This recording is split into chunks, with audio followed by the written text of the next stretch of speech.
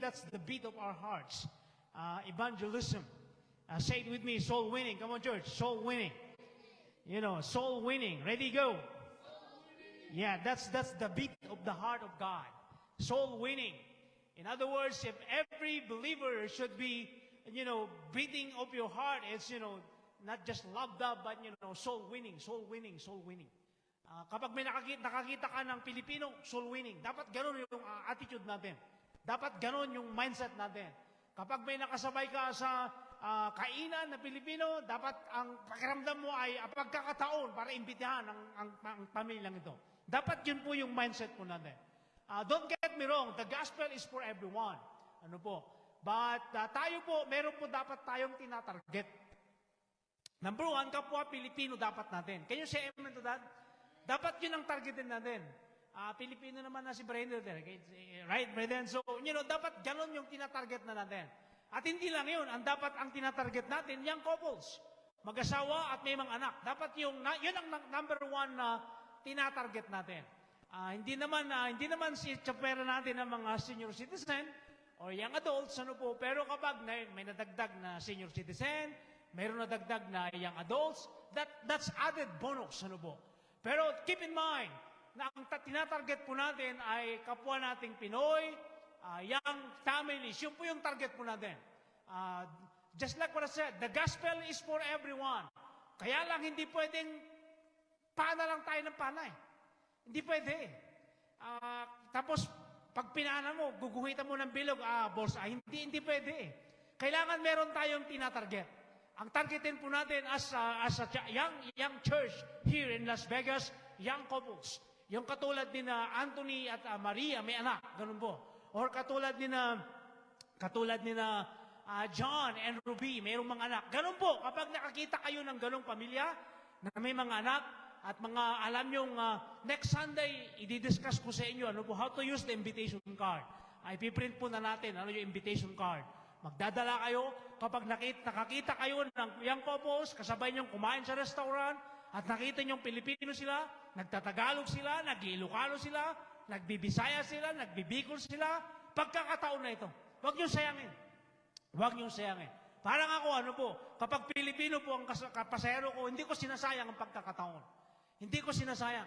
In other words, iniisip ko na opportunity dito para ma-invite ang taong ito. Or, pag sinabi niyang taga Las Vegas siya, invite ko siya. Pag sinabi niyang give-visita lang siya, invite ko pa rin siya. In other words, hindi ko sinasayang yung pagkakataon para magamit ako ng Diyos to lead this person or to this family to have a saving relationship with the Lord Jesus Christ. Tonight, Evangelism 101. Yan po yung topic ko sa inyo. And we will learn that Evangelism 101 from the Master Himself, our Lord Jesus Christ and Savior. Sa Kanya lang tayo natin matutunan to. Siguro may mga experience na rin kayo. Kayong nanonood dito sa church, evening and morning. May kanya-kanya ka-experience, how to evangelize, or nakapag-bahay-bahay na rin kayo. So turn your Bible in Matthew 9, beginning in verse 35 up to verse 38. I'm gonna read it for you, all these verses, and then later on, we will straight back to verse 35 because we will straighten out about these verses the Lord Jesus Christ used to teach us Evangelism 101. You and I, meron tayong responsibilidad, Keep that in mind, I have a responsibilities bilang ama, bilang tao, bilang pastor, and that is to equip this church, at bilang individual, beginning October, meron tayong online class every week, Ako po magtuturo sa inyo how to use one verse evangelism, how to use yung mga ibang techniques or methods. Nakita nyo, nilagay na natin, nandun tayo sa winning, nandun tayo sa win. Yun po yung strategy natin sa church na ito. Ang ating purpose, why we exist as church, loving God, loving people, ilalagay natin dyan, malaking tarpaulin, ilalagay natin dyan, yung loving God, loving people. Yun po yung purpose natin, why we exist as church, loving God, loving people. Anong strategy natin to reach out? Ayun po, win, disciple, and then sending. We will send you out. Mayroon tayong praktikong. Kailangan maranasan nyo, maranasan nyo kung paano mangarap, paano gamitin yung invitation. Pupunta ulit tayo sa mga Filipino store. Mamimigay tayo ulit ng invitation. Yun po yung practicum natin. At hindi lang basta mamigay, kausapin natin yung tao. Yun po yung practicum natin doon sa klase po natin na 6 months na klase ng evangelism. School of Evangelism, yun po yung title po ng curriculum po natin na aking ginagawa everyday. Ano po? Evangelism, hindi lang Evangelism 101, kundi School of Evangelism. At the end of 6 months, dapat marunong kang mag-evangelize. Dapat may madala kang kaluluwa. Yun po yung end result dapat ng pag-attend mo ng klase ng School of Evangelism. Hindi pwedeng attend ka lang na masabi lang na meron kang certificate, hindi po. Mapatunayan natin na meron kang natutunan dun sa klase. And that is to bring someone here in the church kung sino yung pwede mong invite. So let's read. Ano po? Verse 35. Jesus Christ said like this. Jesus went through all the towns or sabi nga natin towns and villages teaching in their synagogues, proclaiming the good news of the kingdom and healing every disease and sicknesses. Verse 36. When he saw the crowds, he had compassion on them because they were harassed and helpless like sheep without a shepherd. And then he said to his disciples, the harvest is plentiful, but the workers are few. Ask the Lord of the harvest, therefore. That's what Jesus was telling his disciple. He said, therefore, to send out workers into his vineyard. Let's all bow down and pray. Father God in heaven, tonight we ask the Holy Spirit to open our hearts, to understand what you want us to understand. Not just to listen your word, but be a doer of your word, Lord Jesus. We want to be an evangelist, Lord. We want to have this involvement in this church. We want to see this church grow and multiply. That's why, Lord, we want to learn what is this evangelism 101, so that we can learn something out of it, so that we will become an evangelist of your Son, Jesus Christ, our Lord and Savior. And all those things we pray in Jesus' name. Amen. Evangelism 101. Say it with me, Evangelism 101. Come on, Evangelism 101. The question is, have you tried reaching out? How about you, young man? How about you, Lazille? Have you tried reaching out? Of course, we invited one. We invited them here. But to open our mouth, telling them about the good news, I don't think so. I doubt it. I doubt it. So here, Evangelism 101, there are 3 things that I want to share it with you from the mouth of the Master of Evangelism, Jesus, Lord and Savior Jesus Christ Himself. Evangelism 101. Just like what I said, I want you to become an evangelist. Hindi lang ikaw ay pastor, hindi lang ikaw ay elder, hindi lang ikaw ay worship team. You must be an evangelist. You and I can do something about it. I'm telling you. We keep on talking almost every Sunday about, hosting and holding FACC here in 2027. But with the number that we have right now, do you think can we hold it? Of course not. Manpower alone is not enough for us. It's hard to host a convention. And we have God help us multiplying our numbers and do the same thing. We can do our part, and that's to become an evangelist. That's why here, number 1, Jesus Christ said, Jesus went all through the towns. I think that's evangelism. In the Philippines, we call this one house to house. Of course, here, nakikita natin na yung mga Mormons, they go house to house. Nakabisikleta sila. With name tag, with a polo shirt, with pants and backpack. You know it. When you see them, you know who they are. How about Jehovah's Witnesses? They go house to house as well, here in the U.S. Some of them, I've seen them in Las Vegas Boulevard with that placards and everything. And I'm telling you, every time you see them, you know who they are. How about us? Do they know that you are a member of City of Grace when they see you? Do they know that you are a member of the Church of Christ in the Philippines or Christian churches in the U.S. or around the world when they see you? Of course not. They don't know who they are or who you are. They don't know who I am. They don't know that I belong in Christ. They don't know that I'm saved. They don't know that I've been redeemed.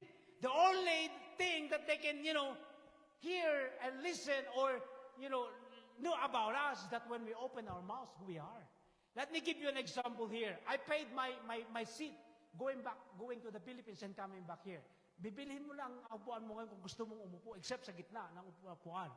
Pero kung gusto mong bilhin ng window side or aisle, you need to pay extra $50 on Philippine Airlines. So I paid, and that $50 because I want to sit on the aisle or malapit dun sa restroom. And you know what? When I got into the plane in LAX, I was surprised someone is sitting on my paid seats. May nakaupo. I said, "Excuse me, sir, I paid this for $50. Sabi niya, I don't care. I want to sit here. I said, no, sir. I paid this seat for $50. And so I asked, the flight steward, excuse me, gusto ko lang malaman mo na binayaran ko itong upuan ko at may nakaupo na. Sabi nung flight steward, pwedeng ilipat kita. Sabi ko, hindi pwede. Binayaran ko, hindi, ilipat kita. You know what? Where the lady put me? Mas magandang upuan. Mas magandang upuan. At kapag nagbigay ng pagka at merienda, palagi nauna ako. So napaganda, yung pinaglagyan ng Diyos sa akin. Ito matindi. Yung katabi ko na matanda, papuntang Pilipinas, I started talking about God to him. So just imagine that the opportunity na inilipat ako ng Diyos na mas maganda dahil mauna-una akong kumakain, nauna akong mag-snacks, nauna akong binibigyan kung anong kailangan ko, at mas malapit sa restroom. And not only that, yung katabi ko, napasyahan ko pa ng salita ng Diyos. So hindi wasted yung paglipat sa akin, and not only that, I never wasted the opportunity that I started to share the Word of God to this old man. You see, kapag nakakita tayo ng oportunidad, kasi sabi dito, Jesus went through all the towns and villages. In other words, that's an opportunity of evangelism. So just like you and me, huwag nating sayangin, just like what I said, kapag nakakita ka ng young couples na mayroong mga anak sa isang kainan o anuman, let's give them the invitation. Excuse me po, huwag sana kayo mabibigla. Gusto ko lang kayong imbitahin sa church namin. Ang nagtuturo po ng mga bata ay anak ng asawa ng pastor po namin. Let them know na asawa ng pastor ang nagtuturo sa mga bata. And I'm telling you guys, most of the times, when they learn, ng asawa ng pastor ay involved sa education o Christian education ng mga bata, their eyes will light up. Sabi nila, wow, gusto namin dyan. Kasi nga, ibig sabihin po noon ay concern yung mga pastor, pati yung asawa nila, doon sa Christian education ng mga bata. And I believe we can do the same thing, just like what Jesus Christ did, going house to house or town to town or village to village, or by simply, if you apply it today, gusto mo lang pumunta sa Island Pacific o Seafood City or shopping, you must be always thinking about the opportunity na pwedeng ibigay sa iyo ng Diyos. And always remember this, ang number one na target natin ay kapwa nating Pinoy. Alam niyo, napakaraming Pinoy. Alam niyo, did you know that the fastest growing Asian community in Las Vegas right now are Filipinos? Did you know that? Tayo ang pinakamabilis na lumago. Ang karamihan ay galing California, ayon sa census, at galing Hawaii. Naglilipatan po sila dito. At tayo po, sabi ko kanina, kanina umaga ay napag-iiwanan na tayo. So kumpara natin sa ibang mga Christian Filipino groups, they are growing and multiplying. Pero tayo, hindi po tayo masyadong lumalago. Masaya na tayo dun sa tawag po nating transplanting. Alam niyo ba yung transplanting? Naglilipatang membro. Lumilipat di sila, pero ligtas na sila. Iba nating membro, naglilipatan din sa ibang church, ligtas na rin sila. Alam niyo, isa sa mga kasalanan ng kapwa pastor, yung mamingwit ka sa ibang aquarium. Napakalawak po ang dagat. Doon po tayo mamingwit sa dagat. Huwag sa aquarium ng kung sinong may aquarium yan. Ligtas na mga yan eh. Invite natin yung mga hindi sumasamba. Invite natin yung mga taong wala pa kay Kristo. Yun po yung focus natin. Huwag tayong makisaw-saw sa iglesia ng may iglesia. Doon tayo sa malawak na dagat. Let's go fishing to the open sea. Don't go shopping or fishing in the aquarium of other people. Kasalanan po yun eh. Ethics po yun eh. Ministerial ethics po ang tawag po natin dyan. Kaming mga pastor, kasalanang mortal ang tawag po dyan. Kapag namingwit kami sa ibang iglesia at ililipat namin sa iglesia namin, kasalanan pong immortal po yan. Kaya dapat tayo, ang focus natin, yung mga taong wala pa kay Kristo. Yung po mga walang kaligtasan. Yung po, kasi ligtas na mga yan eh.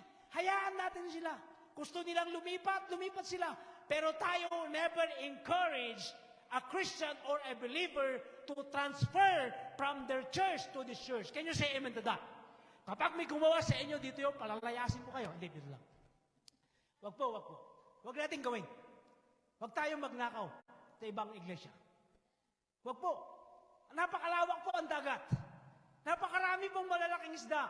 Kung gusto nyo po ng malalaking isda, napakalawak po ang dagat na pwede nating pag-fishingan. Alam nyo, sa atin, lalo sa Pilipinas, usually Conservative Church of Christ, mayroon mo mahahati dahil sa Lord's Supper, mahahati dahil sa kung ano-ano, pintura ng kapilya, at naglilipatan, minsan naman, si pastor ang dahilan, kaya nahahati, wag naman mangyari, sa City of Grace Christian Church. Kami mag-asawa, ginawa na namin yan, lumayas kami dahil mahahati ang iglesia sa Metroville, Ginawa namin mag-asawa, nagpakalayo-layo kami. Sabi nila, magsimula tayo dyan sa Balibago Complex, Pastor. 90% sasama sa'yo. Nagsermon ako ng Sunday, Monday, lumipas na kami, lumayas na kami. Kasi mahahati yung church eh. Tignan nyo ngayon, kahit pabalik kami ng Metroville, anong ginagawa ng mga membro? Niyakap kami. Si Brother Marshall nga, niyakap ako, ang higpit. Iyak siya ng iyak. Biruin nyo yun, yung kabataan nung nandun kami. Why? Because just like what I said, we decided, my wife and I, magpakalayo-layo kami kesa mahati ang church na ito. That's ministerial ethics. Ministerial ethics. Kaya dapat tayo din, magkaroon tayo ng Christian ethics. Yun po yung binabanggit ko. Huwag tayong mamingwit sa aquarium ng ibang tao. Mamingwit tayo sa dagat. Napakalawak ang dagat. Doon po tayo mamingwit. Can you say amen to that? Let's go fishing to the open sea. My wife and I are thinking, sabi ng asawa ko, Tart, what do you want to do next month?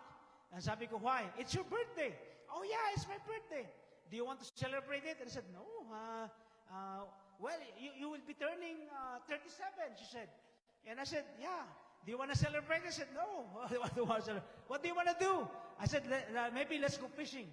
My wife said, where? Maybe on the Santiago side. We never been there fishing. You see, just like what I said, fishing. Go to the open sea and fishing. And fish. Big ones, small ones, family of fish, school of fish. Napakaraming isda na pwede nating pamingwitan, mga kapatid sa panampalataya. But, let me go back to this local church. Kapag nakakita kayo, a fellow Filipino, don't waste the opportunity to invite them. Next Sunday, we will give you the invitation card. And I will discuss that next Sunday. How to use the invitation card kapag God gives you the opportunity to learn, to invite someone. When Jesus Christ said to this woman, can you help me? And the woman, Jesus Christ said, no, I was sent to Israel. Peter as well.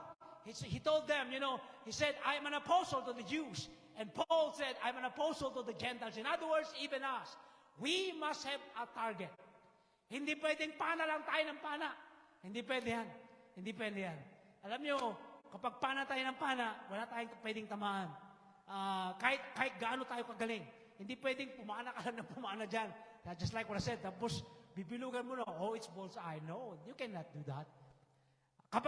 Dapat meron tayong target. What is our target? Young families with kids. Kapag nakakita kayo ng young families with kids, why is that? Biruin nyo kasi pag lumaki yung mga bata inside the church. Later on, 13, 15, they will be baptized. Membro na sila ng church. Hindi na sila alis. You see that? Kung pangaralan natin mga senior citizen, namatay sila. Wala tayong membro. Babawasan pa tayo.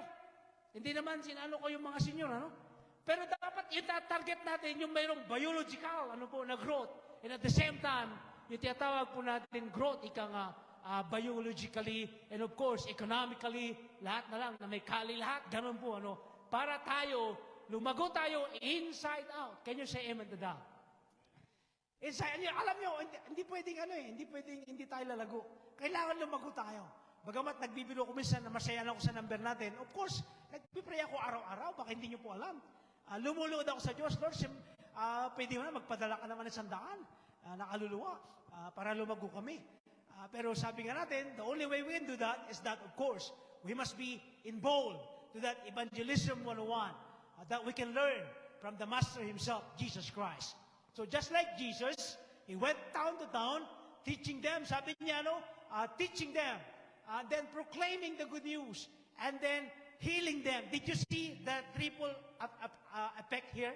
Triple action ang ginawa ni Christ. Sabi niya, teaching them, that's discipleship.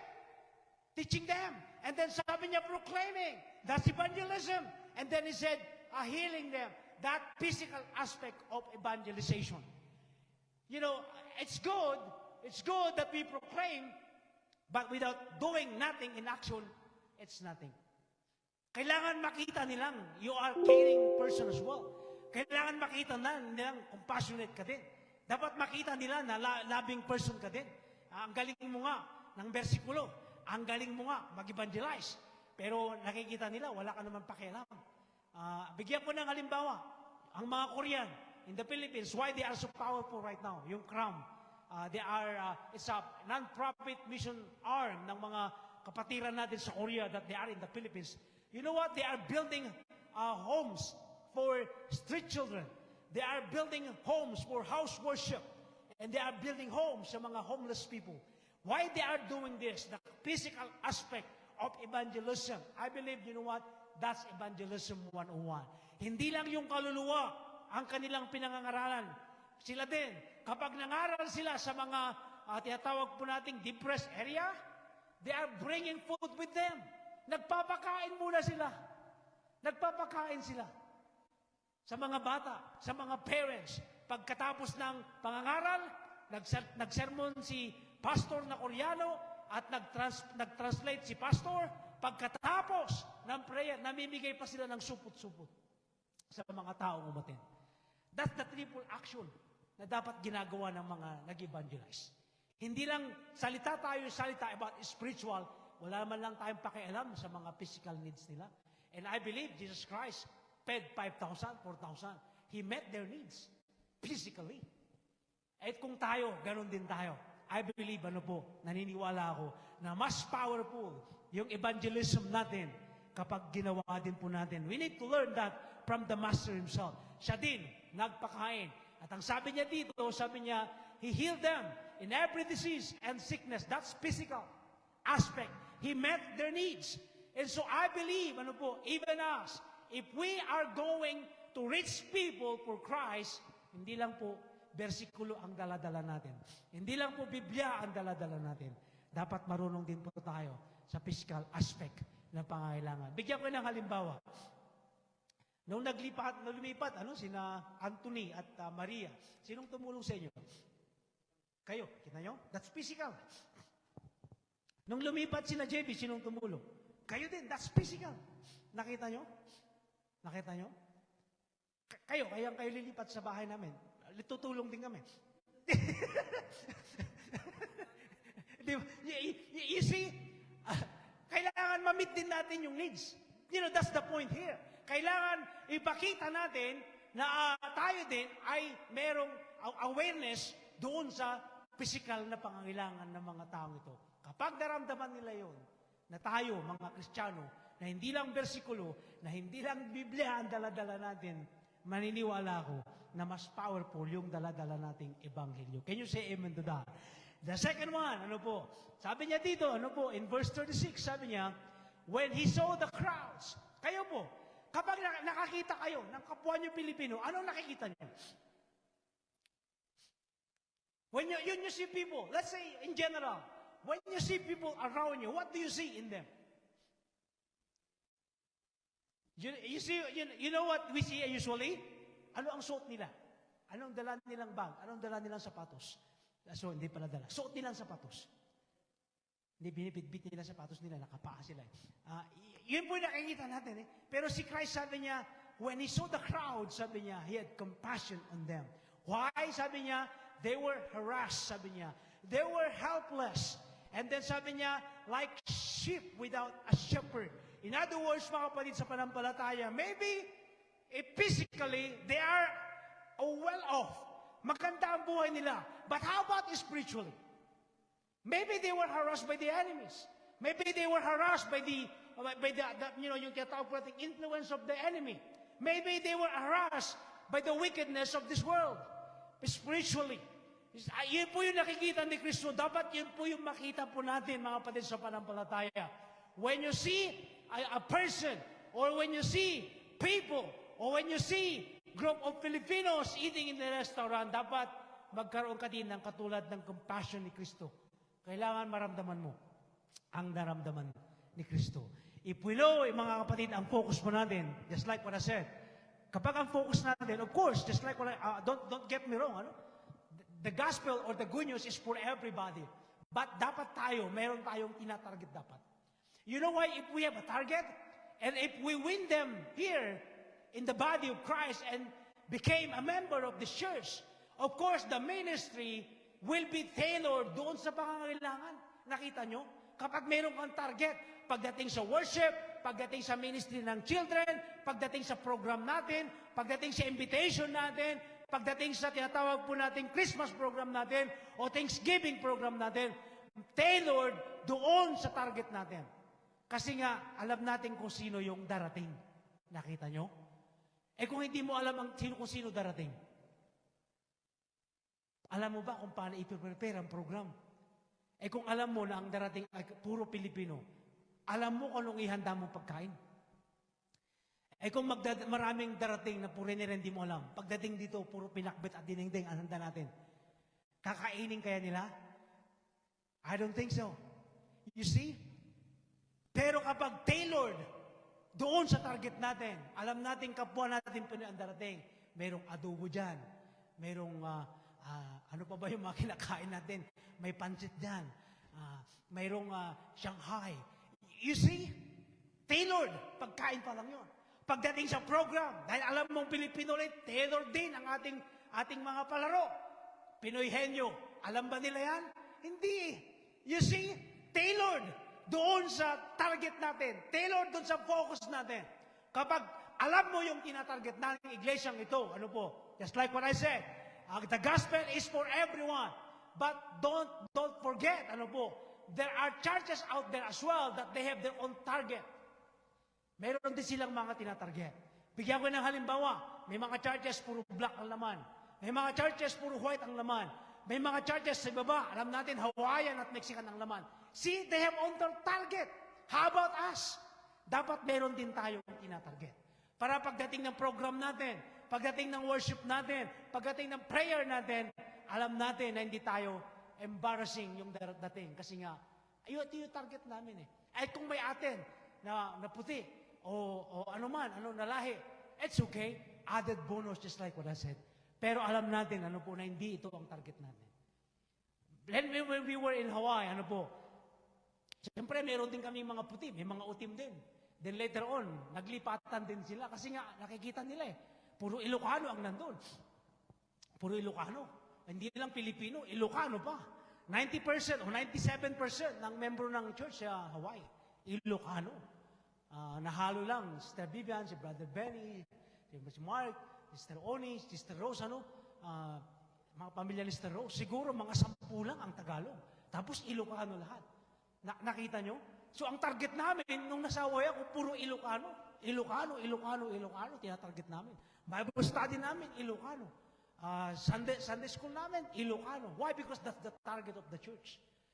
That's the target. Is it wrong? Of course not. Because just like what I said, there are churches around the world or even here in the USA. Meron sila kanya-kanyang target. So dapat ganun tayo. Ganun din tayo. Kapag nakakita kayo, ano po, ng kapwa Pinoy at dala-dala nyo yung invitation natin. I-explain ko sa Sunday, ano po, kung paano natin gamitin. Kapag nakita nyo po, meron ka ng pagkakataon. Kapag nasabay mong kumakain, tumayo ka na. Brother, excuse, sister, excuse. Baka gusto nyo mag-join sa church namin. Ito po yung pastor po namin. Ito yung mga pwede nyo tawagan kung mayroon pa kayong pangangailangan. Simple. Simple lang. After that, o sige, enjoy your meal. Alis ka na. Alis ka na. Hindi mo kailangan makipagdebate. Hindi mo kailangan dala ang Biblia mo. Dala mo lang invitation. Invitation. Invite them. Join us. Kung may event tayo, ay di mas maganda. Meron kaming event. Meron kaming Thanksgiving. Meron kaming Christmas program. So meron kang dahilan to invite. And so let me go back. Ano po? What do you see? Of course, just like what I said, kailangan katulad tayo ni Kristo. Ano po? Sabi dito, ano po? Yung design ng ating program. Pagdating sa worship, pagdating sa ministries and events and programs, tailored doon sa mga nasa loob at ma-invite po natin. We can't be all to everybody. Hindi pwede. Hindi pwede. Wala tayong, hindi pwedeng mag-ministry ka na it's for everyone. Hindi pwede. Hindi pwede. Kailangan meron tayong pinupokus. Meron tayong tinatarget. Para tayo naman, ika nga, ay mas nakaka-bless. Mas naintindihan nila yung kultura natin. At the same time, ika nga, ay mas nakaka-connect din tayo sa kultura nila. There are churches out there that God designed it for them. Jesus Christ Himself, ika nga, had compassion, they were harassed, sabi niya, so even us, maraming tao, ano po, they are being mistreated, they are being abused, they are being used, ika nga, na katulad ng nakita ni Kristo. Never forget, ano po, na baka yung kasama mo sa trabaho o yung katsikahan mo ay siya po ay hinaharas ng kalaban. You never know. Hindi natin alam kung anong nangyayari sa kanila. Maybe what we see in others today, sabi ko sa inyo kanina, maganda, panlabas na kanyuan. But deep within, ano po, they are being harassed by the enemy. They are being harassed and under by the bondage of sin. And not only that, they are being changed with the deceit of the enemy. You never know. Baka ikaw yung gagamitin ng Diyos para makalaya po sila. The last one. Sabi niya, ano po, in verse 37 and 38, sabi niya, then He said to His disciples, I believe that's equipping. Disciple ang tawag eh. Alam niyo, hindi ka pwedeng tawaging disciple kapag hindi ka pa equip. If you are not equipped, ano po, of course, you are a member, but you need to step up. You need to move up to be called disciple of our Lord Jesus Christ. You need to do something. You need to learn something. One example, ano po, na ginugroom natin na isa sa maging elder natin balang araw, si Brother Roger, ano po, yung bagong umaattend na mag-asawa. Si kapatid na Roger and Sister Agnes, I told him, when I think 2 Sundays ago, and then this morning, ano po, Brother Benny and I, at kinausap ulit namin siya, hopefully maging elder siya, but I told him, sabi niya, ano ba ginagawa ng elder? So sabi ko, don't worry, tutulungan ka namin to learn more about leadership, about being an elder of the church. You see, that's equipping. That's equipping. So right now here, Jesus Christ said, sabi niya, the harvest is plentiful. So nakikita natin, the harvest is plentiful, but the question is, are we equipped? Meron ba tayo dalang verse? Wala eh. Ikaw ba may dala kang verse na alam? John 3:16, very good, meron kang alam. How about you guys? Meron ba kayo isang alam na verse? Do you know one verse to share kapag God will give you the opportunity? I don't know. Just join us in the church. You see, at least you have one verse. The one verse evangelism. Romans 6:23. That's the one verse evangelism. You need to memorize that. Romans 6:23. One verse evangelism. I will use that. The next Sunday, ano po. And I will teach you how to use that. Not just the invitation card. I will put that verse on the back of that invitation card. Para if God will give you the opportunity, you have there the one verse evangelism. And God will use it for them. And I'm telling you guys, you know the benefits of this, the joy in your heart. Pagkatapos, sabi mo, wow, grabe, nakaya ko yun. I did that, the joy of sharing the good news. They will reject it. I don't care. As long as I share it, I give them the invitation. I don't care. Because if you go fishing, have you been fishing before? No. Who went fishing before? You went fishing before, Lucille? Really? Have you been fishing before? What do you do when the fish are not biting your bait? Change the bait, right? You change the bait, right? What if you change the bait and the fishing is still not biting. What do? Change the hook. What else? You know what you need to do? You need to change location. Change location. If this young lady here rejected my offer of salvation, it's fine. I will go to this person. If she rejected it, that's fine.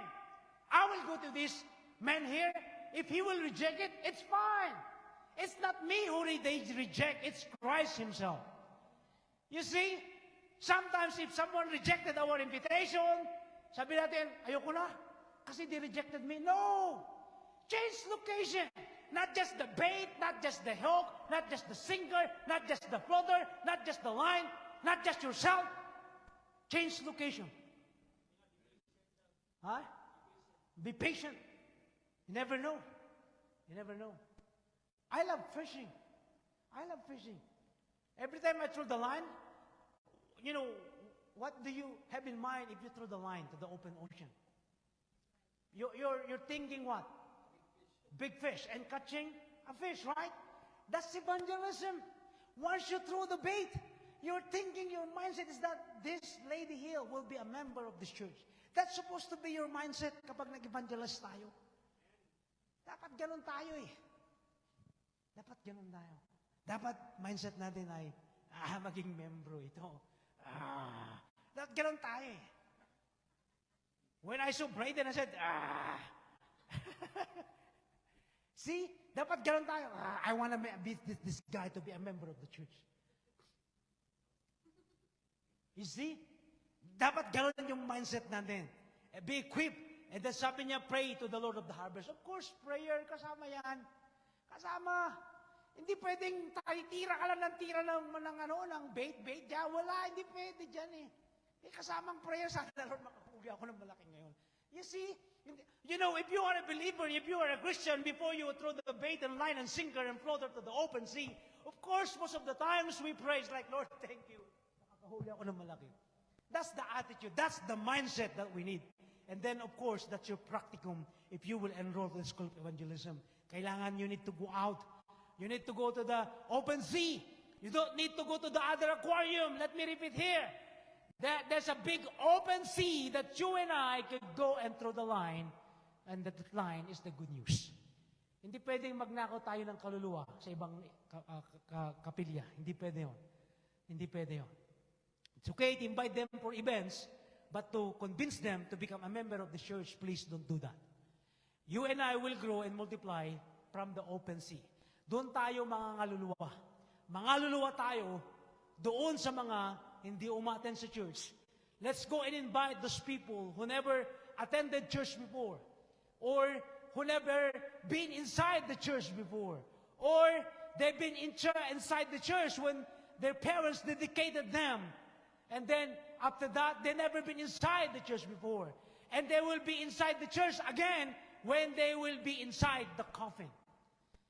Twice in their entire life na pumasok sila sa church. When they will be dedicated, and when they will be dedicated to the ground. Kadalasan, yun po ang mga tao sa mundong ito. Yun po yung mga hanapin natin. Yung mga taong, they don't like church. Kasi nga, mayroon na silang misconception sa church. Mayroon silang misunderstanding sa church. Ayoko dyan, kasi nga, why? Ba't ayaw mong pumunta sa church? Palagi na lang, si pastor, patama eh. Ayaw ba? Ano ba? Ang gusto mo, ayaw mo sa church. Pag nag-sermon si pastor, puro giving eh. Ganun ba? Ano pa ang ayaw mo sa church? Basta ayaw ko sa church. O sige, huwag kang pumunta sa church. Ano po? No. Sabi niyo kanina, be patient. So once they rejected you, you have the opportunity to talk. You see, if Vivian rejected my invitation, then I have the opportunity to open my mouth and ask why. Rejection is an opportunity to share the gospel. Rejection is an opportunity to ask why. See? It's an opportunity to tell your story. You know what? Even me, when I was a young kid or a teenager, I did not go to church. I hate church, when I was a kid. There were days or Sundays in my life, that iniiwasan ko ang church. Kapag ang nanay ko, come on, let's go to church. Or my grandmother, let's go to church. Or most of the time, I said, nah, just go ahead and go to church. So, and then I started going to church. Pagdating ng operatory, pag sabi ng elder, okay mga kapatid, it's time to give our offering. I will make an excuse. I will go to the restroom during the operatory. Iniiwasan ko yung offering eh. Pagdating ko, Lord Supper na. Or most of the time, Lord Supper, tapos benediction, pagkatapos uwi na. I did not even hear the message of the pastor. But again, just like what I said, there are people just like me that they don't want to go to church, or they just want to go to church because someone invited them, or just like what I said a while ago, they never been inside the church for their life. And an opportunity for you. Evangelism 101. An opportunity. Ito na pagkakataon ko. Nireject niya invitation ko. But ulitin ko, never waste your time kapag sinabi niya, ay ganito. Kapag sinabi ng in-invite nyo, let's say, I invited Braden, and Braden told me, I'm fine, I'm okay. I'm attending another church. That's enough. Never waste the pearl. Sabi ni Christ, di ba? Never waste the pearl. Pearl. Never waste. That's the good news. Huwag nating sayangin. There are people out there who are willing to receive an invitation to come to church with you. Huwag niyong sayangin. Huwag niyong sayangin. Marami pang taong nag-aantay ng kaligtasan. Well, let me give you an example. Si Philip, remember he was teaching? All of a sudden, the Holy Spirit said, it's time for you to go out. Mayroong nag-aantay sa iyo, yung papuntang Africa. He needs the gospel. Right in there, iniwan niya yung kausap niya about the gospel. You see, opportunities. Sometimes, right there in front of us, pagkakataon na to open your mouth. Kapag rejection, ulitin ko, if someone rejected you because you invited them, it's an opportunity for you to open your mouth and tell them about Christ more. Let's all bow down and pray.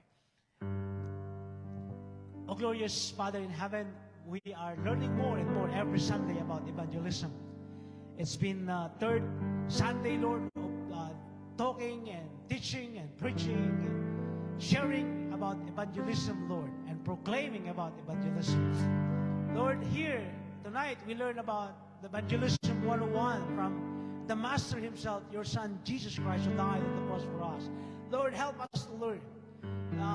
When we invited someone and we are being rejected, Lord, help us, Lord, not to be ashamed of what we are doing.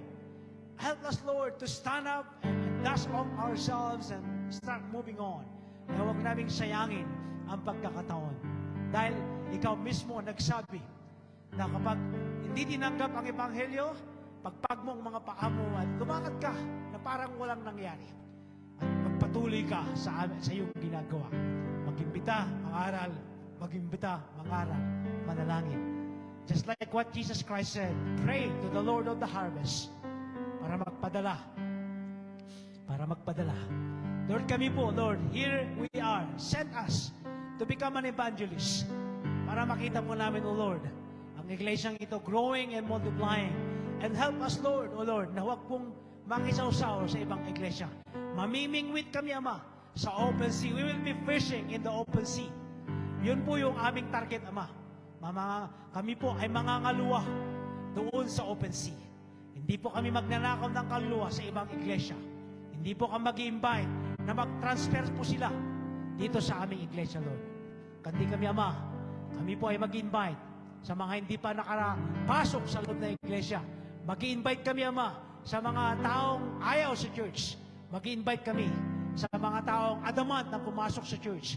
Mag-invite kami, Ama, sa mga never pang na-experience na magkaroon ng fellowship ng mga Kristiyano, Ama. Kaya, Lord, i-ready mo ang mga anak mong ito. I-ready mo kami, O Lord, how to become a good usher and ushers in this church, Lord. How to talk with our guests, Lord. Paano namin sila i-welcome. We will be equipped with those things, Lord. So that we will be ready na kapag mayroong pumasok sa pintuan ng kapilyang ito, Lord, we know how to approach them. We know how to talk to them. We know how to share and what to share about this church, Lord. Ano po yung reason, ano po yung purpose ng church na ito, Lord, alam po namin kung paano namin i-share. At alam po namin sagutin, Ama, kung ano mayroon silang mga katanungan. Kaya Lord, help us, Lord, to be equipped. Just like when you called your disciples, Lord, to go and share the good news. Lord, help us. Help us, Lord, to be equipped, to be just like them. So that we will be ready, Lord, when the time will come, when new faces will show up at the door of the church. Hindi po kami nakatunganga, Lord, na para nakakita kami ng multo. Bagkus, Lord, you will welcome them with an open heart. We will welcome them, Lord, telling them who we are and what we do in this church. And all these things we pray in Jesus' name. Amen.